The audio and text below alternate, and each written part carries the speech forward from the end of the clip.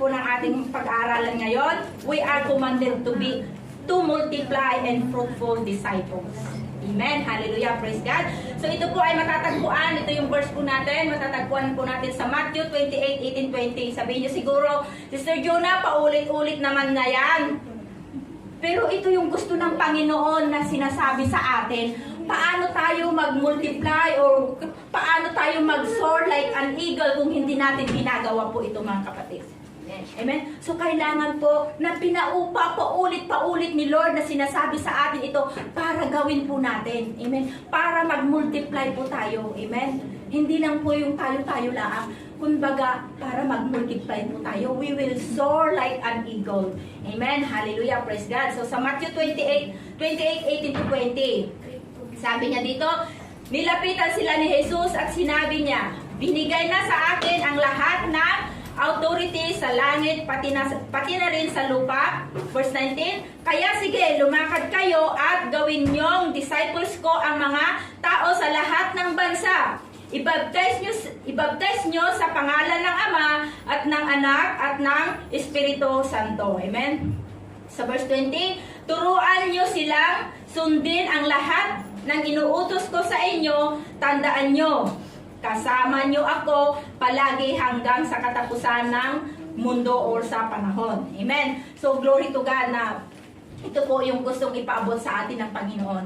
Gawin po natin, hindi lang po yung nag-iisa ang gumagawa, kundi lahat ng mga Kristiyano, mga kapatid, ito po yung inuutos ng Panginoon sa atin na gawin po natin. Amen? Nasabi niya nga, na binigyan na po tayo ng authority ang Panginoon.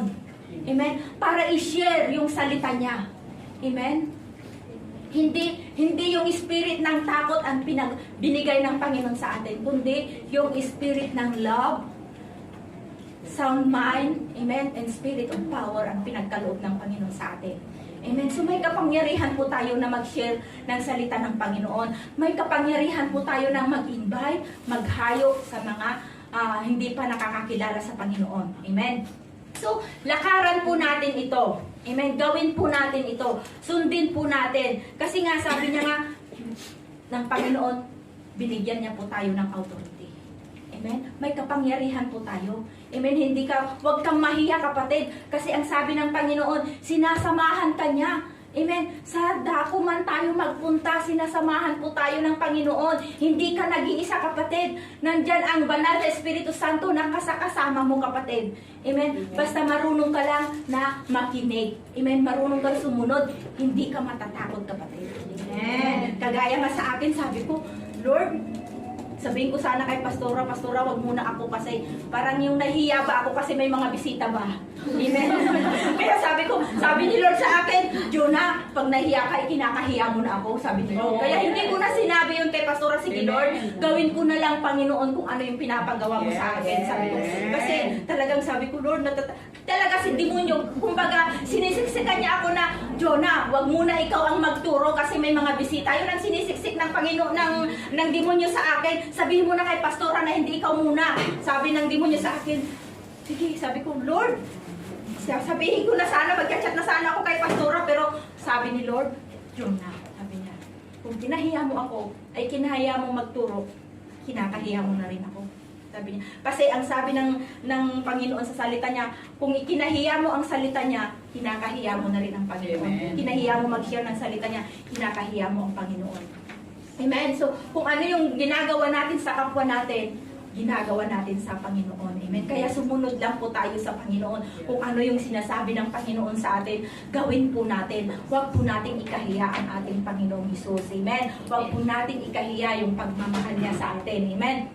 Kasi nandito pa lang tayo sa lupa. Amen? Kaya lakaran po natin yung sinasabi ng Panginoon sa atin na gawin po nating disipulo, yung mga nai-invite po natin, i-disciples po natin sila, turuan po natin sila ng mga magmula sa paglalakbay hanggang sa discipleship mo, Job.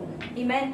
Gawin po natin yun. Kaya mga kapatid, magpaturo po tayo, sundin po natin kung ano yung sinasabi ng leaders po natin, gawin po natin, sumunod tayo kasi hindi sa mga leaders natin yan, kundi para sa atin din na ikalalago ng ating mga spiritual life, mga kapatid.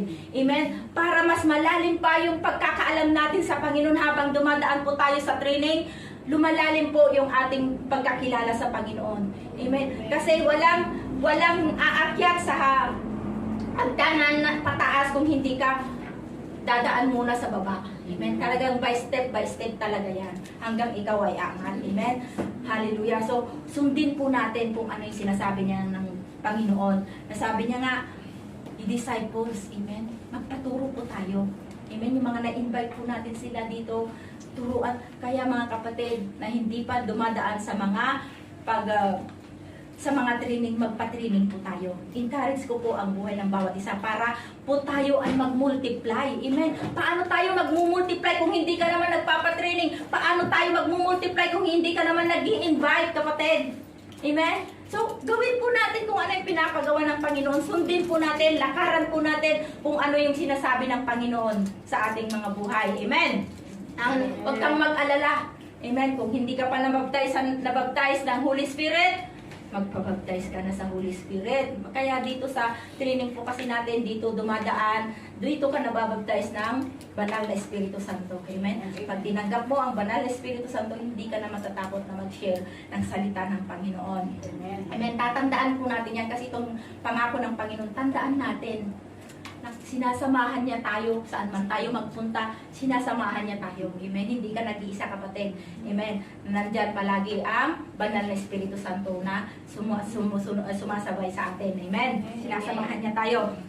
Amen? So, tayo po ay dadako sa John 4:35. Sabi niya dito, di ba? Sinasabi niyo, 4 na buwan na lang. Amen? 4 na buwan na lang at harvest time na. Pero, sinasabi ko sa inyo, tignan nyo ang paligid. Hinog na ang mga bunga sa bukid at ready na para i-harvest. Amen? Ready na. Amen? So, 4 na buwan na lang, di ba? From hanggang June, ay 4, di po ba? Na ready na po yung mga aanihin sa labas. Amen? Tayo na lang, lumakad po tayo. Amen? Para tayo ay makapag-harvest ng marami. Amen? Para tayo po ay magsusor. Amen? Magmumultiply po tayo. Paano tayo magmumultiply nga kung hindi naman natin nilalakaran? Ready na yung mga aanihin kung hindi naman tayo mag-aani, di ba ba? Mga farmers, sino po ba ang mga farmers dito? Amen? Farmers tayo. So, anong gagawin mo? Hinog na nga yung mga aanihin, yung bunga ng mangga, bunga ng avocado. Kung hindi mo hinarvest yun, sayang, mabubulok. Amen? Kaya, mag-harvest tayo, mga kapatid. Amen? Maghayo tayo. Amen? Gawin po natin yung pinapagawa ng Panginoon. Ready na. Ready na. Huwag na nating hantayin na mabubulok bago tayo mag-harvest. Amen? Ready na. Kaya mag-harvest na po tayo. Gawin na po natin. Amen? Yung pinapagawa ng Lord sa ating mga buhay. Amen? Na bawat isa sa atin, mayroon po tayong kakayanan na pinagkaloob ng Panginoon sa atin, mga kapatid. Amen? May kanya-kanya po tayong kakayahan. Amen? Na pinagkaloob na sa atin. Amen? Natunay nga. Nasabi niya nga, yung mga bukid-bukid dito ngayon, sa Central, sa Worldwide, sa Admiralty, lahat dyan, nandyan ang mga bukid, nandyan yung mga iha-harvest po natin. Amen? Kaya lahat po tayo mag-harvest, hindi lang isa o dalawa ang mag-harvest, kapatid. Amen? Lahat po tayo, inuutusan po tayo ng Panginoon na mag-harvest. Binigyan na po tayo ng authority ang Panginoon na mag-harvest sa mga ready na i-harvest. Amen? Amen. Glory to God. At sinabi niya pa sa Matthew 9:37-38, sabi niya dito, so sinabi nga sa mga disciples, mga napakaraming aanihin, pero kunti lang ang mga nag-aani. O, di po ba? Pagka sa palay, kasi, pagka napakarami yung paggagapas, pero ngayon may reaper. Diba? Ang dali na ngayon yung reaper, yung mag-aani ng mais, mag-aani ng palay. Kaya ngayon tayo din, mayroon po din po tayong reaper. Ano po yung reaper po natin? Panalangin. Amen? Panalangin po tayo. Amen? Napakaraming aanihin. Kung isa lang yung nag-aani, hindi niya maaani lahat yung mga aanihin sa labas. Amen? Kaya kailangan na tayong lahat ay mag-ani. Mag-harvest po tayo. Napakaraming anin, pero kukunti lang na mag-ani. Sabi niya sa verse 38, kaya mag-pray kayo sa may-ari ng harvest na magpadala ng mga mag-aani. Oh, amen. Napakarami natin ngayon. So maraming mag-harvest ngayon, di po ba?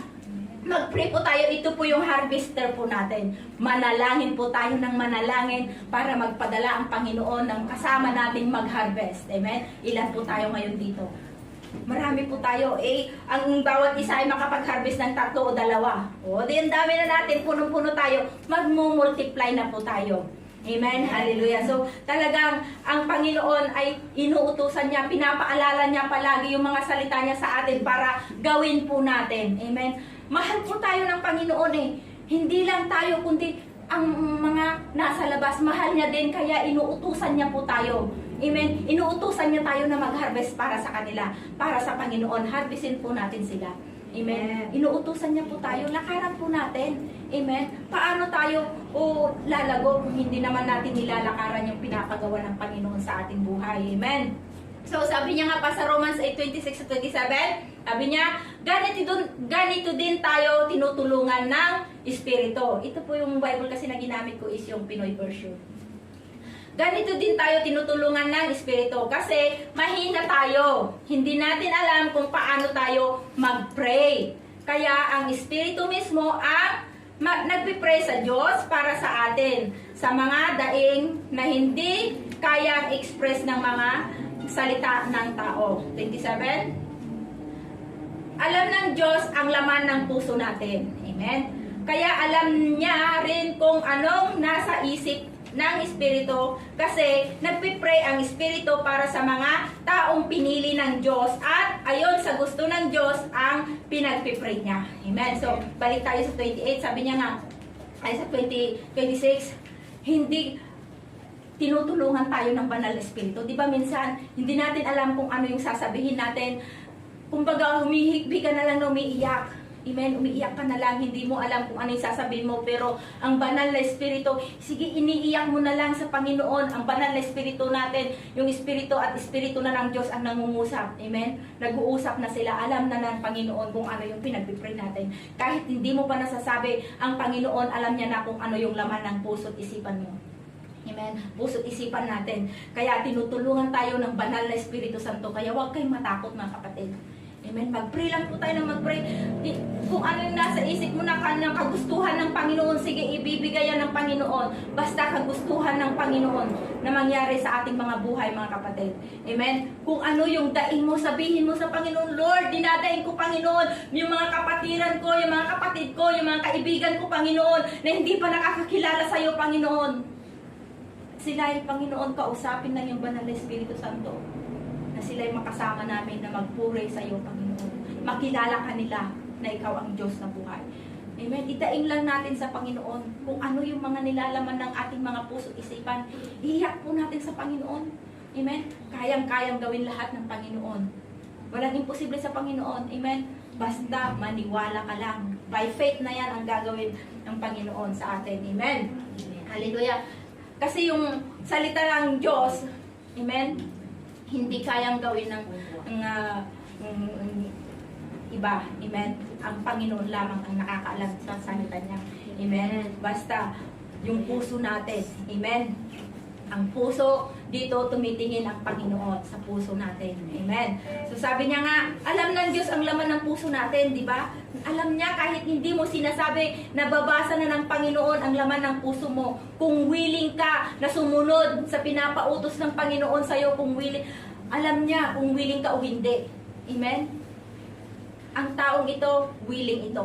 Kaya lahat tayo, kung willing ka, ikaw ay tuturuan ng Panginoon. Amen? Nasa sayo yung kapatid. Kung magpaturo ka o hindi. Amen? Kung tinatawag ka ng Panginoon, why not na hindi ka sumunod sa Panginoon? Kung talagang mahal mo ang Panginoon, sumunod ka sa Kanya. Kasi ang Panginoon, mahal niya tayo. Binigay niya yung bugtong na anak niya para sa atin, di po ba? Amen. Mahal na mahal niya tayo. Ganon din po tayo. Kung mahal natin ang Panginoon, sumunod tayo sa Kanya kung ano yung pinapagawa niya sa atin. Amen? Gawin natin. Amen? Ang banal na Espiritu, nandyan, nakasama natin. Amen? Ang banal na Espiritu, tinuturuan niya po tayo. Amen?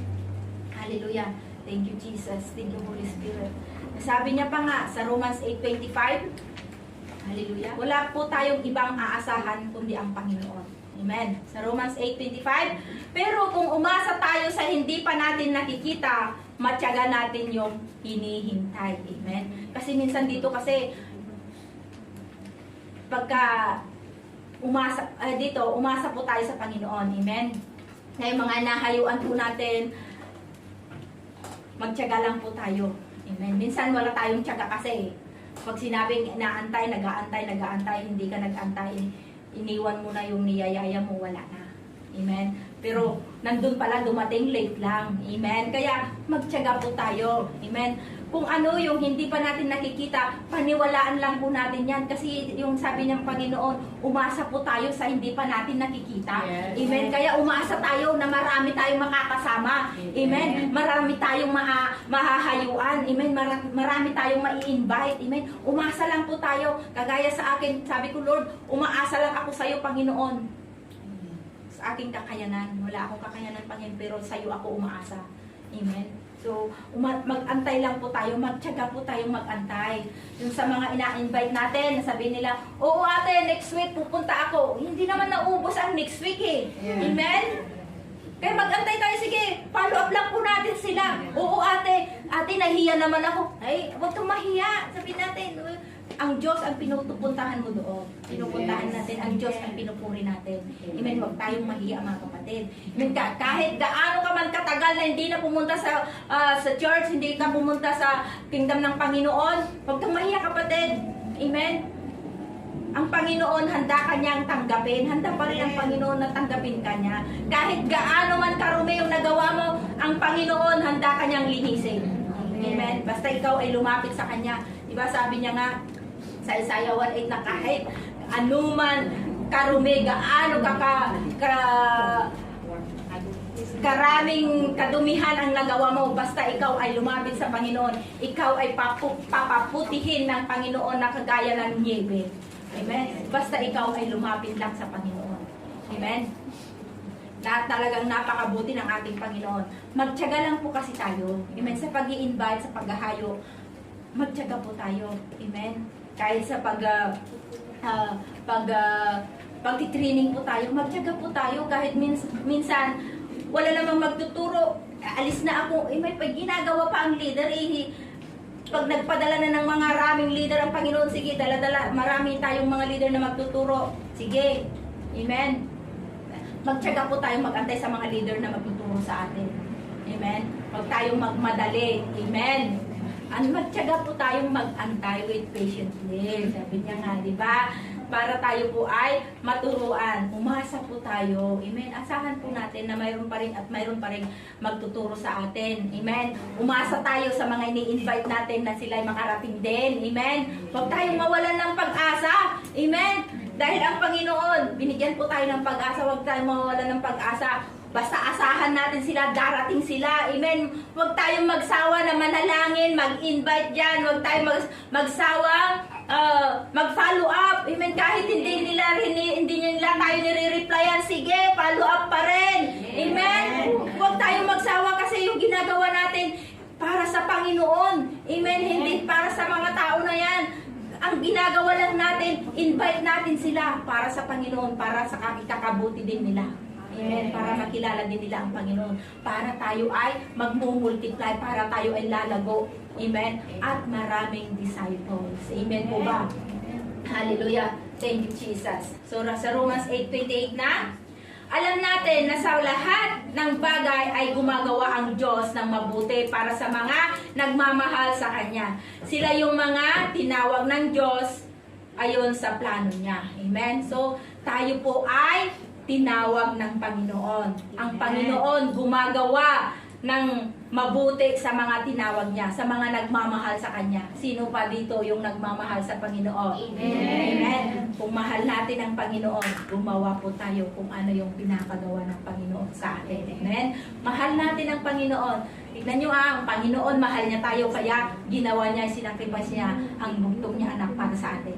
Amen. So, tayo naman, kung mahal natin ang Panginoon, gawin po natin kung ano yung pinapagawa ng Panginoon. Kung ano yung inuutos niyang gawin po natin, humayo kayo, humayo. Amen? Para tayo ay mag-multiply. Amen? At makita natin yung mga mabubuting na gagawin ng Panginoon sa atin. Makikita natin yung mga himala na gagawin ng Diyos sa ating mga buhay, mga kapatid. Amen? Naniniwala ka ba na ang Diyos ay gumagawa ng himala sa iyong buhay? Amen! Amen! Hallelujah! Praise God! So talagang tayo po ay tinawag niya. Tayo po ay mga anak niya, tinawag niya na nagmamahal sa Kanya. So, gawin po natin. Amen. Ayon sa kanyang kagustuhan lamang, yun ang mapangyari. Hindi po mangyayari sa ating buhay kung hindi kagustuhan ng Panginoon. Amen. Kahit sa mga plano natin, kung hindi natin dinulog sa Panginoon, hindi natin nilapit sa Panginoon, hindi po mangyari yung plano natin. Kasi plano lang po natin yun. Amen. Kung idinulog po natin sa Panginoon na kung ano yung kagustuhan ng Panginoon, kung ano yung plano niya sa atin, ay mapangyari. Amen. Hallelujah. So kagaya nga kanina sa prayer meeting na kung ano yung plano ng Panginoon sa ating buhay, yun ang masunod. Kung ano yung gusto ng Panginoon sa ating buhay, ay gugustuhin mo na rin. Amen. Hindi ka, wag kang aayaw. Amen.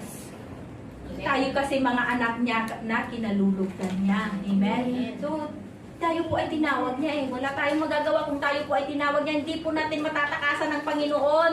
Amen. Kahit saan dako ka man ng mundo, kung talagang tinawag ka ng Panginoon, ikaw pa rin ang tatawagin ng Panginoon. Kahit saan ka man magpunta, tatawagin at hihuhulihin ka pa rin ng Panginoon. Amen. Ang ating Panginoon ay Diyos na makapangyarihan. Amen. Basta po tayo ay lumapit lang sa Kanya, yung mga plano natin, amen, ilagak lang po natin sa Panginoon. Lord, plano ko po, Panginoon, na madala lahat yung mga nasa labas dito sa iyong kingdom. So, gagawin niya ni Lord. Sasamahan tayo ng Panginoon. Huwag kang matakot, kapatid. Sasamahan tayo ng Panginoon. Amen. Dahil yan ang plano ng Lord na gusto niya na madala natin yung mga hindi pa nakakakilala sa Kanya. Amen. Para po tayo ay multiply. Amen. Sa napakabuti ng ating Diyos na nagmamahal sa atin. Amen. So, sabi niya pa nga sa Matthew 24:35, mawawala ang langit at lupa, pero mananatili ang mga salita ko. Amen. Yan ang pangako ng Panginoon sa atin. Amen. Mawawala na lahat, pero ang salita ng Panginoon, pag nasa iyo ang salita ng Panginoon, hindi po yan mawawala. Amen. Kung may promise ang Panginoon sa iyo na pinangahawakan mo, hindi yan mawawala. Amen. Ang pangako ng tao, napapako. Amen. Pero ang pangako ng Panginoon, ginagawa niya yan. Amen. Yung promise niya, nagagawa niya yan. Amen. Kaya inuutusan tayo ng humayo, lumakad po tayo.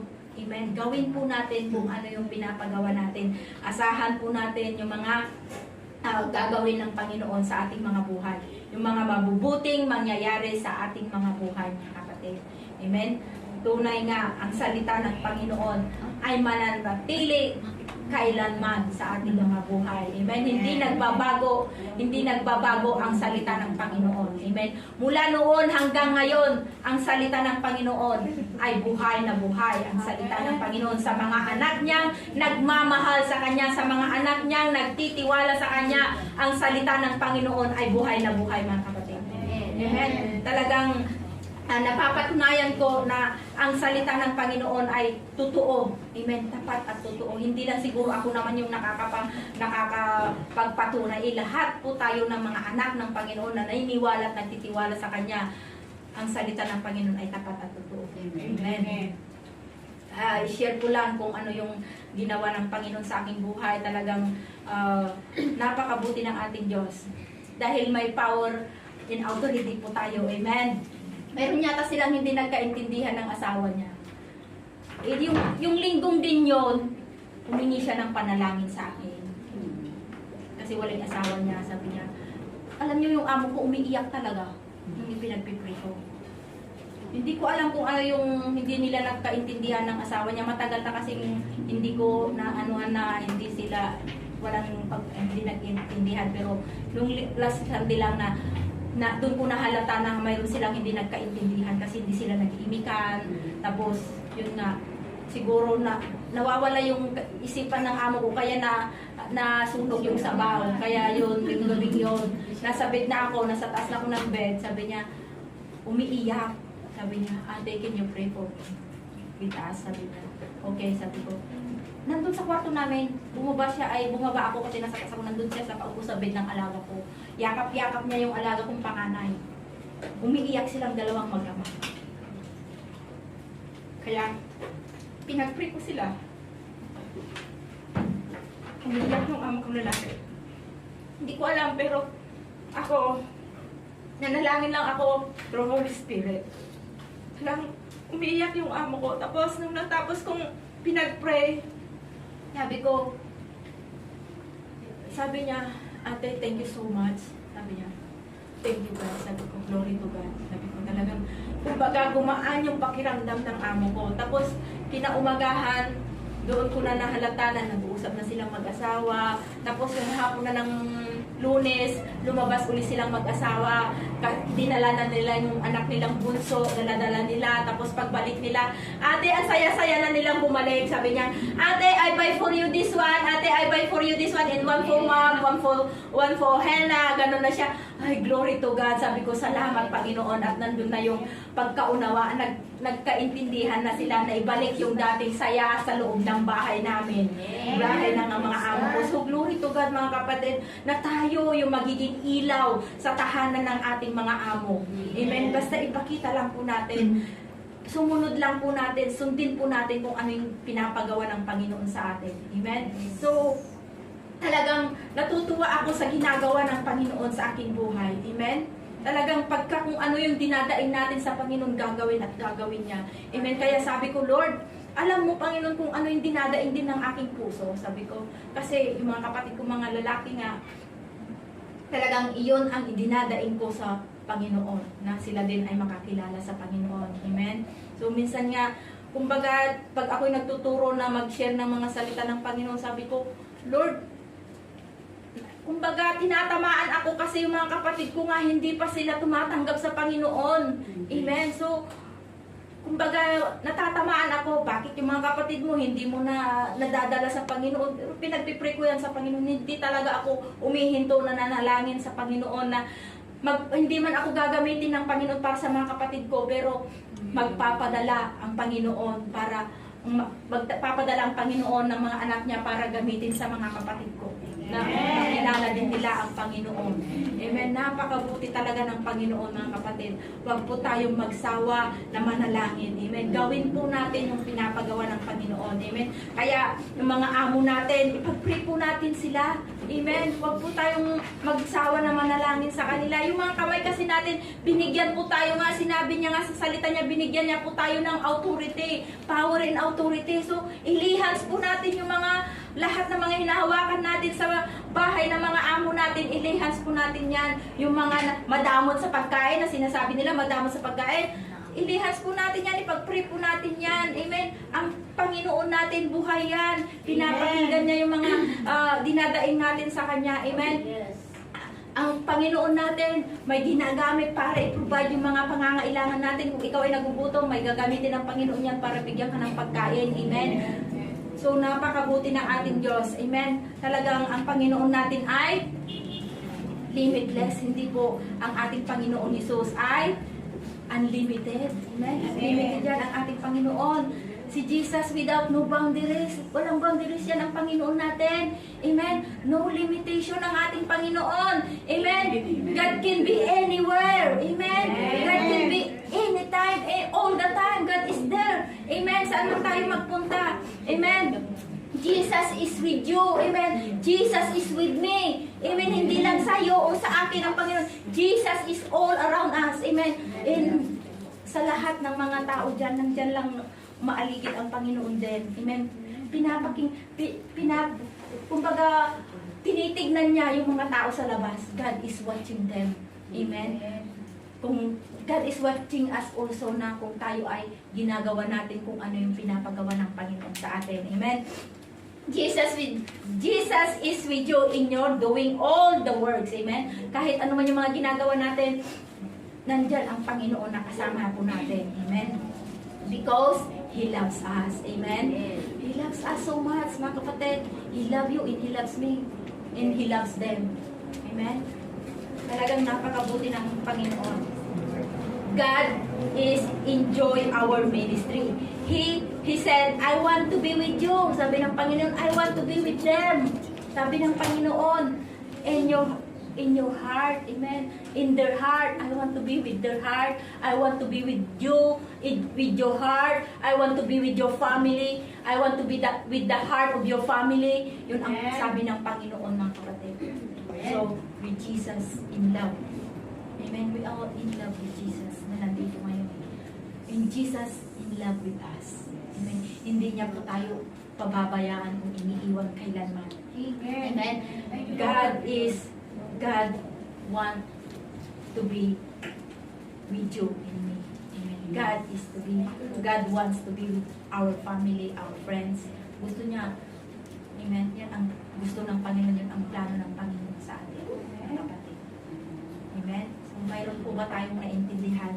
God enjoy watching us if we do the work that He asked us to do. Amen. Nagagalak ang Panginoon.